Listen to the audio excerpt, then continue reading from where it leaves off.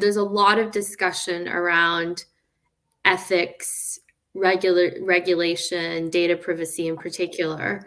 How do you think about all those elements from as a CFO or as a finance leader when you're embedding both external business use cases and internal applications of AI?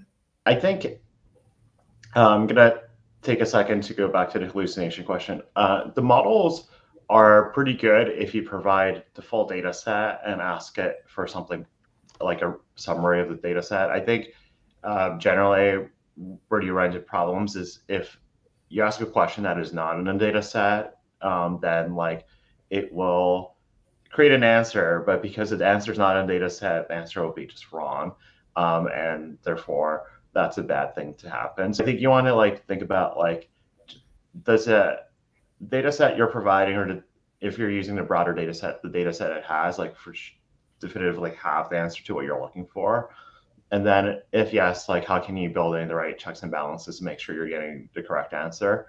And so there's some like validation that you want to put in there.